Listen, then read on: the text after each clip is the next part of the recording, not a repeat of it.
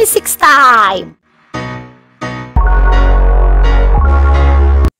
Assalamualaikum semuanya, jumpa lagi sama Aufa. Hari ini kita akan masuk ke sub selanjutnya ya. Kalau kemarin udah belajar apa itu fluida dinamis, apa itu fluida ideal, terus apa itu debit gitu ya. Nah, sekarang kita akan belajar prinsip atau asas kontinuitas ya. Jadi apa itu? Ini ada di kehidupan nyata, so langsung aja ya.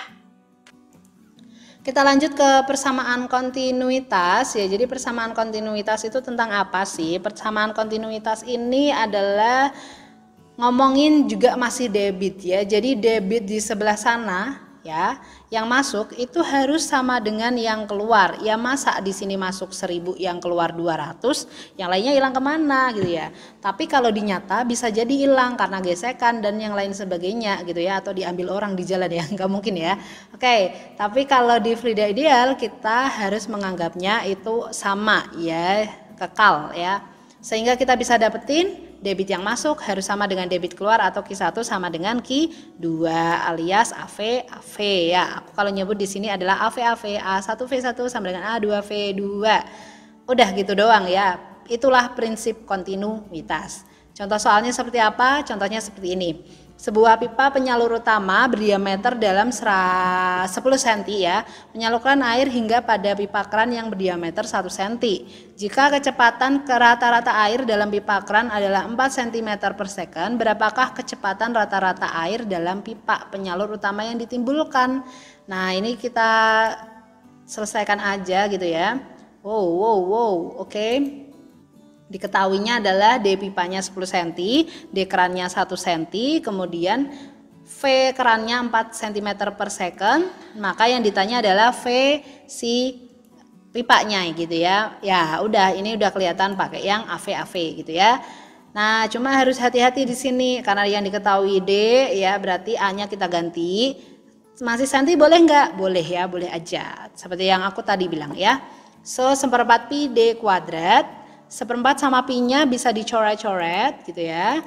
Pi-nya bisa dicoret, tinggal D kuadrat. Nah, berarti ini 10 kuadrat, ini 1 kuadrat kali 4. Ya udah 10 kali 10 berapa? 100 ya, ini 4.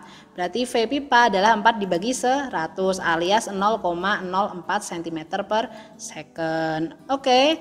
Ini dia contoh soal yang kedua ya. Jadi kecepatan darah di aorta adalah 50 cm per sekon dan pembuluhnya memiliki jari-jari 1,0 cm ya, 1 cm.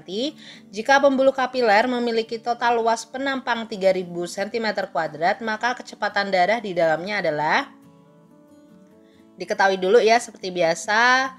Yang pertama adalah V di aorta itu 50 cm per second, kemudian jari-jarinya aorta itu 1 cm, kemudian di sini ada pembuluh kapiler ya, luas penampang berarti A-nya 3000 cm kuadrat, yang ditanya adalah V di kapiler ya.